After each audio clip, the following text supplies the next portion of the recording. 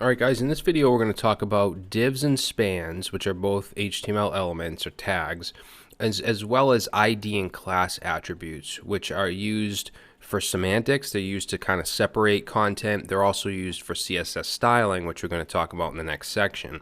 So let's create a new file called 09 underscore, and we'll just call it ID underscore class.html. And we're going to put our structure, our boilerplate in here.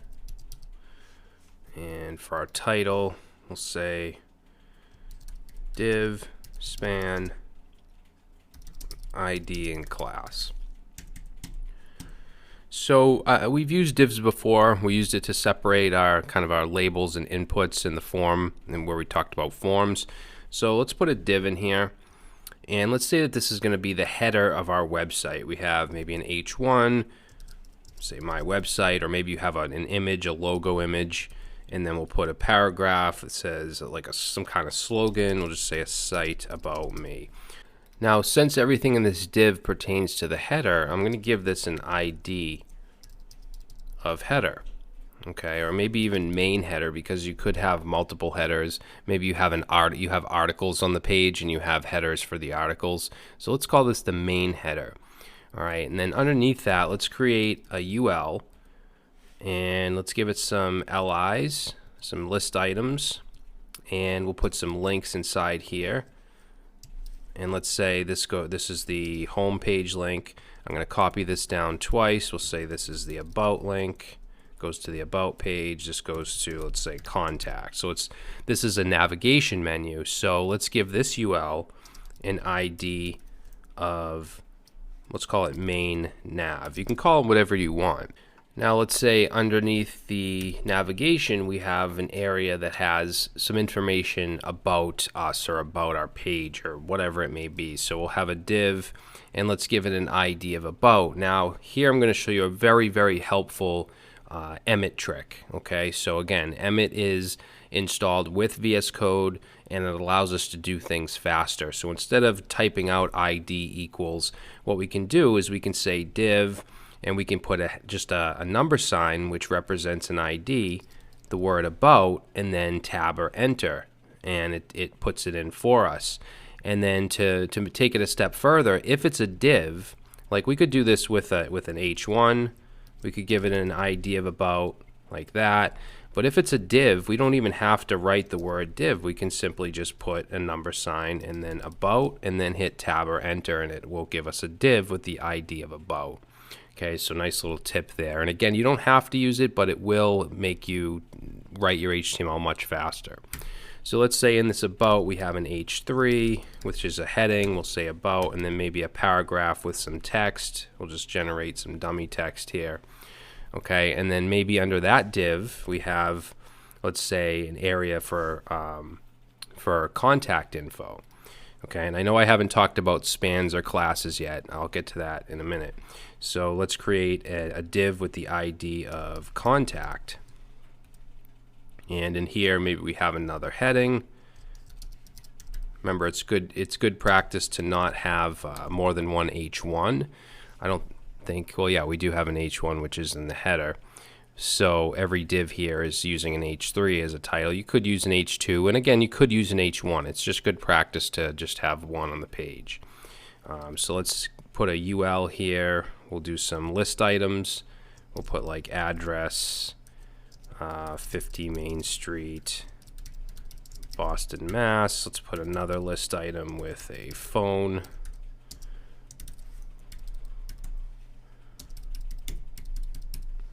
And let's do another list item with an email.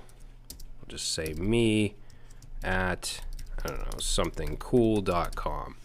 Okay, and then finally maybe we have a footer, so we'll have a div here with actually we can just do ID footer. And we'll have a paragraph, and let's just say copyright 20, we'll do 2019 because it's the very end of 2018 right now.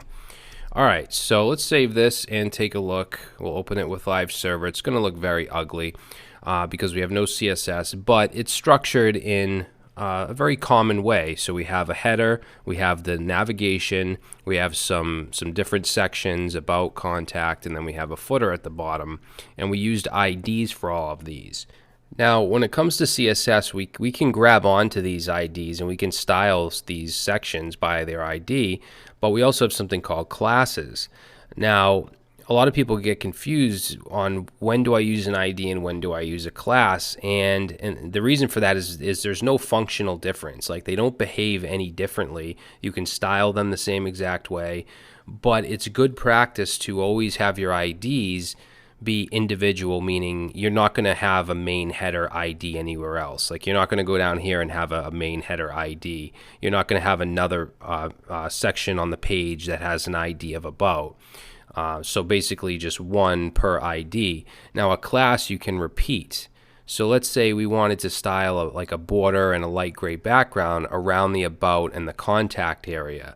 We might have a class called card. Actually, I'm going to add a CSS style up here, and don't worry if you don't know what any of this is. I'm going to do this later. I'm going to show you this later. But I'm just going to put a style that grabs onto the card class, and we're going to add a class of card to both of the divs of about and contact. So, oops, did that backwards. We want to do class equals card. And then let's go down to the contact div right here, and also give that a class of card, and let's save. And now notice they both have the same styling, so you can see the difference here. IDs, they're individual to that section, but classes you can repeat. So we can have as many cards as we want. If I wanted the header to have that same style, excuse me, I could give that a class of card as well, and it would get that styling. Okay, so that's the biggest difference between IDs and classes. Now, some people, I mean, everyone's different. Some people don't even use IDs. They'll just use classes. Like, instead of doing this, you might see something like this, like class, main, header, and card, both in you know, both classes. But I think that this is a better way to structure it. Okay, but you'll come to find your own way of doing things. But generally, the most important thing is not to repeat IDs on the same page, at least. All right, so next let's talk about divs and spans. We've used quite a bit of divs here to separate out our content, and the main difference between a div and a span is a div is a block level element. It pushes the next thing down. So let's say I had a style for, let's do a class called enhance. And let's say we want the color to be yellow, and we want the background color to be black. And this is CSS. I'm gonna go over this all in the next section. And let's say we wanted to add it to a piece of text in this paragraph. So if we use a div, if we say div class equals enhance, and let's wrap this div, let's put it like right here, and let's save it, we get that styling, but it knocks it onto the next line. It basically goes in between, you know, this line and this line. This is a case where we want to use a span because a span is an inline element. So let's grab this. I'll highlight this div and do Control D to grab the next one and just change them both to a span.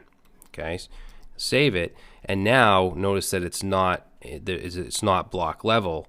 It just stays in its place, and we can still add that styling. So that's the difference between a span and a div.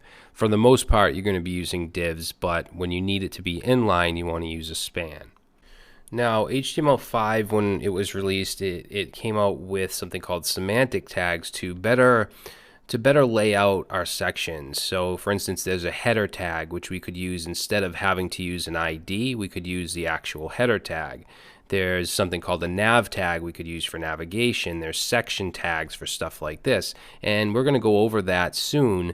But in the next video, I want to just quickly cover entities, okay, which are little symbols we can use in HTML. For instance, this copyright down here, if we want to put a copyright symbol, we can do ampersand copy semicolon, and if I go ahead and save that And now you'll see down here it actually gives us a little copyright symbol. So I want to talk a little bit about that in the next section before we move on to HTML5 semantic tags.